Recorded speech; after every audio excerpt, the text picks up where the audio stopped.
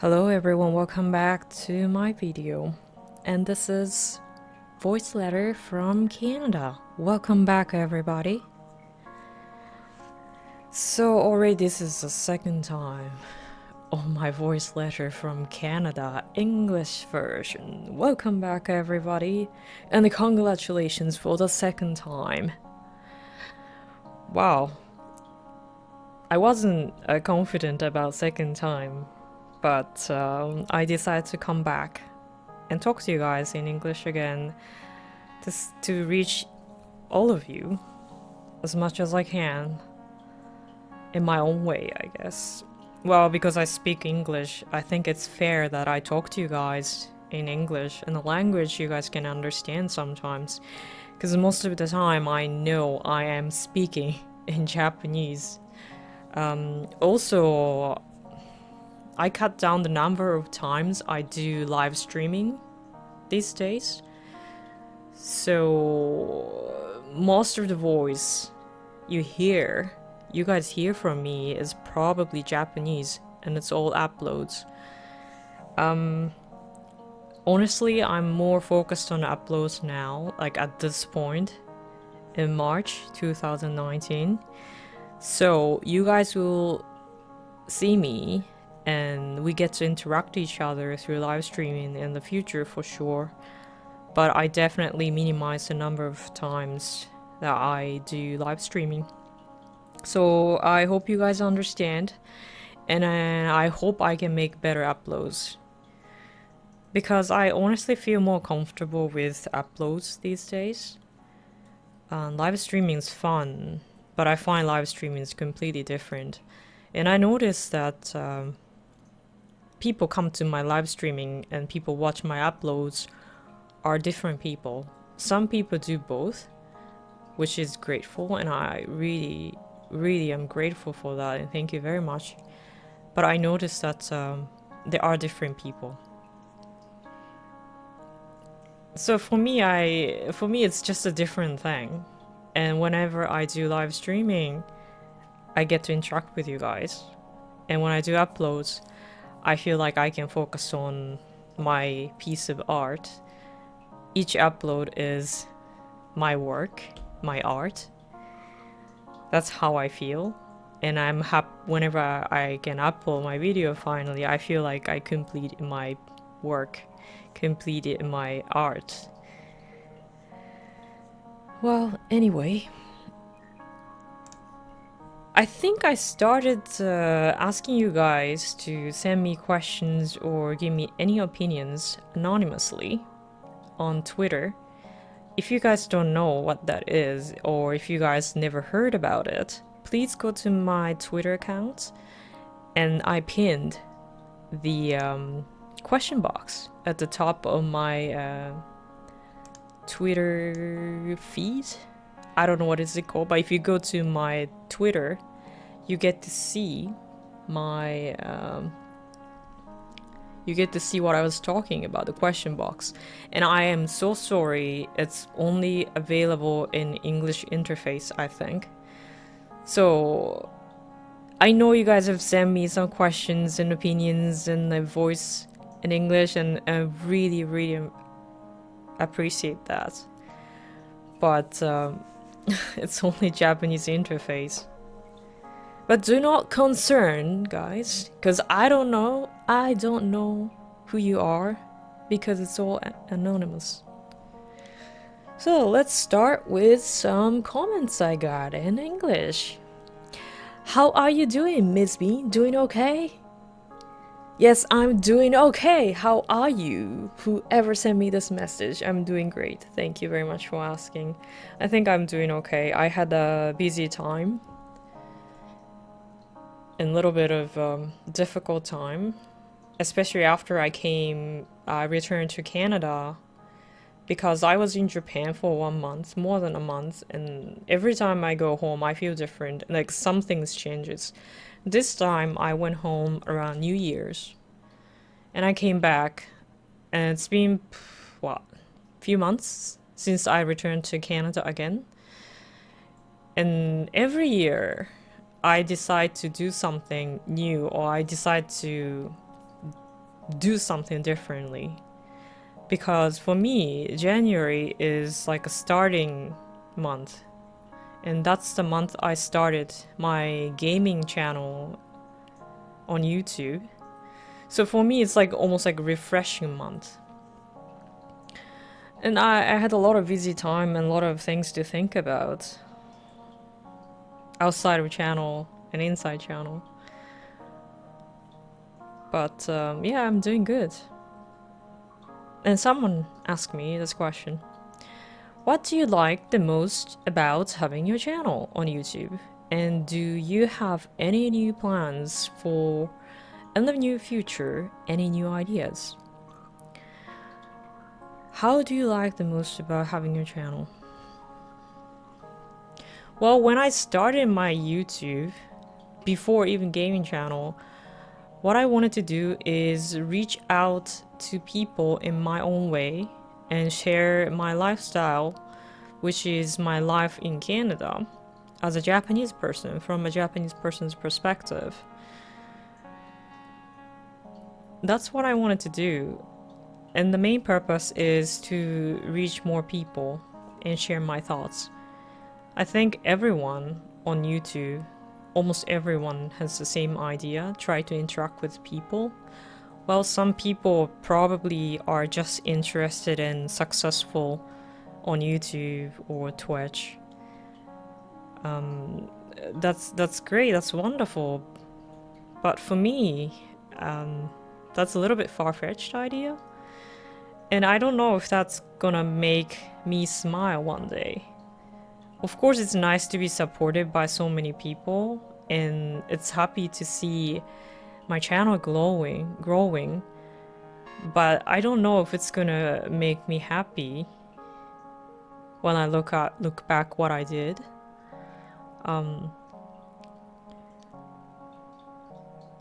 But I like having my channel because I get to interact with people, and I like playing games. And now I'm very, very happy to work on uploads. Like these days, I couldn't think about this before. I spend like literally hours on a video, which is like less than 5 minutes.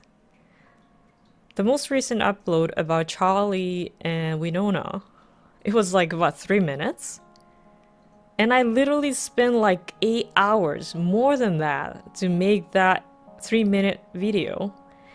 When I started, I couldn't think about this. I couldn't imagine that's what I was gonna do. But the other day, I realized I did it. And that's probably something I want to do in the future. And that's what I enjoy right now. And like I said before, every time I upload something, it's a piece of art. It's my work, it's my art. And I'm the biggest fan for my video and my channel. I watch my own video and smile. So if I don't watch my own video later, that's a sign that the video is not good. That's a sign the gameplay wasn't good. Because I wasn't happy with my own work. I didn't show interest in what I did. Of course, something different happened. Sometimes I just play like 30 minutes and bang, upload it. And a lot of people actually were curious about what I did. And I'm pretty sure the same thing happened to you guys. Did something without thinking too much, and wow, I didn't know people were interested in this. Sometimes this kind of surprise always gives me, give you insight about what to do on a channel. Or it might affect maybe your thinking or ideas. You never know. Any new plans for the channel future? Any new ideas? Well, like I mentioned a little bit before, I always refresh my mind and try to start something new in the beginning of a year, which is January for me. And this year, which I'm starting very slowly, I decided to work on translation of indie games I play. Some games are localized, and these days you can find games localized in multiple languages very easily. But at the same time, unfortunately, a lot of localized games, localized, and the quotation mark, localized games have terrible, terrible translations. And I'm very upset about this. I am quite upset. For me, language is something you can understand about different culture. And if you can't show respect that, you can't show anything, you can't prove anything to anybody else. And those games, those developers were stingy enough not to spend money on localization. And they put like bam, Japanese, bam, Chinese, bam, French. They say whatever they want.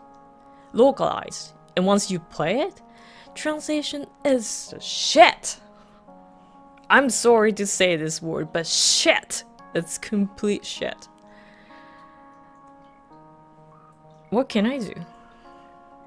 Should I just stay mad? Should I just get upset?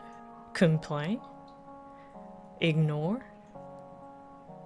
Or should I say, oh, okay, I got some idea about what you guys want to say. I'm fine with that. It's so much easier to just complain instead, and I'm not gonna spend money on this.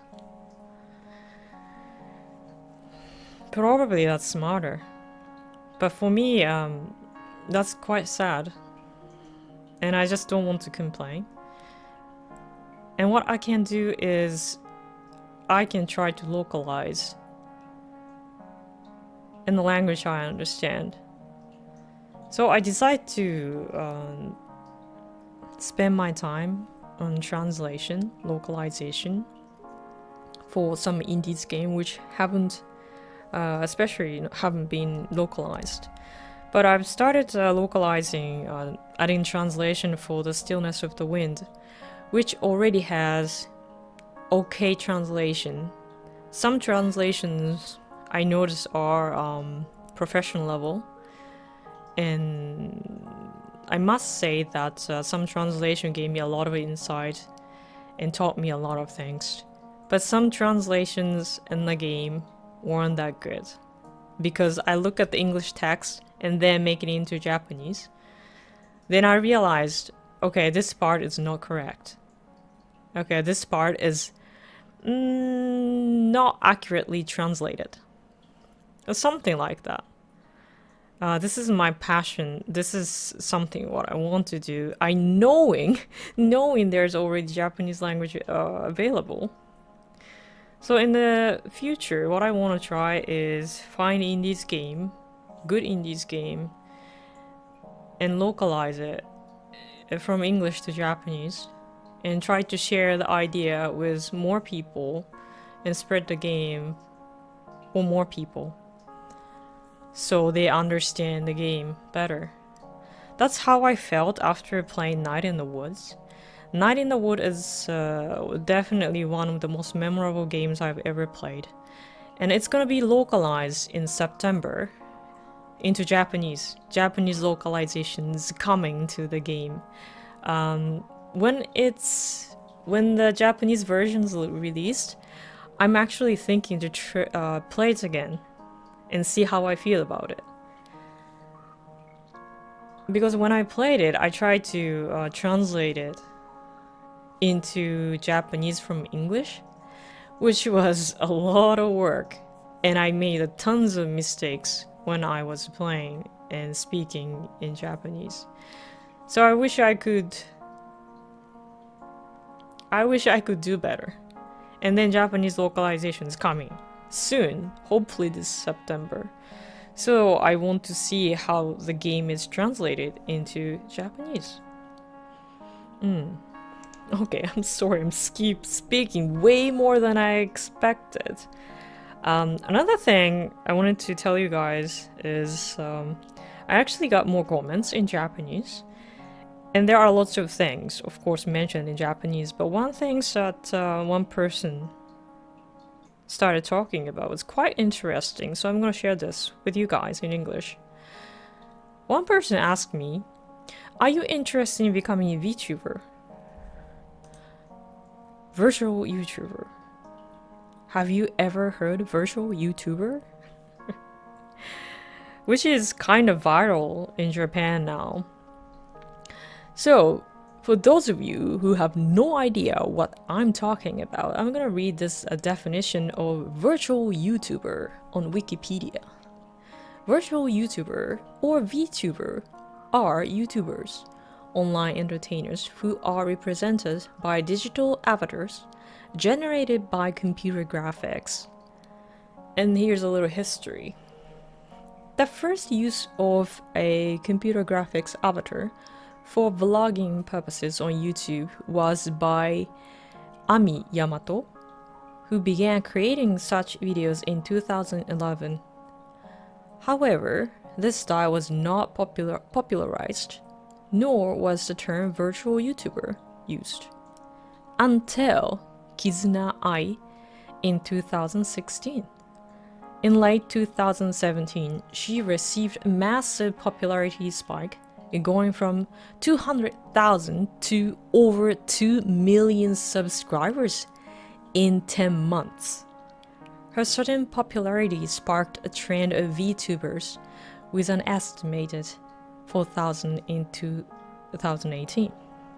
So it's viral now in Japan and it's growing.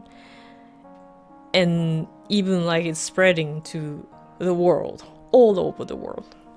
So if you know about virtual YouTubers already, probably you know a lot about Japanese culture, interested in Japanese stuff, or you are just on YouTube 24 hours. Someone suggested me to try to become a virtual YouTuber. So I have this like a 3D animation at the bottom left of this, you know, square box, and I started speaking and pretend I'm the character. Well, I was quite thrilled when I heard this opinion, when I read this message. I actually checked it on Steam to see how much it costs to become VTuber. VTuber starter kit.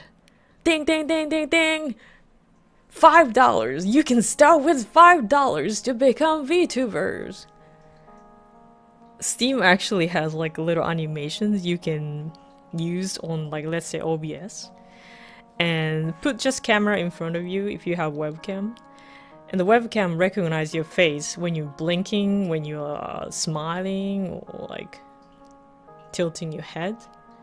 Then the animation you're gonna use do the same motion, not 100%, but quite similar. So when you blink, those characters blink. When you are, I don't know, open your mouth, they open their mouth, kind of thing. So you can literally become the little character, the animations. This idea is getting popular and viral in Japan. Honestly, I'm quite interested. I'm very interested. Like, if someone can give me the whole money to try out this VTuber thing, I'll do it. Well, $5 is quite cheap, but you can go as high as like $500 on Steam. So you can create your own character from scratch. Isn't that amazing? So my question is, do I want to do it? Well, honestly, I don't know how long this kind of thing is gonna last. Because before, I find Vocaloid was very popular. And this is the next step of Vocaloid, I think, in a way. But most commonly, very young beginner level voice actors and actresses are doing this kind of thing, VTuber.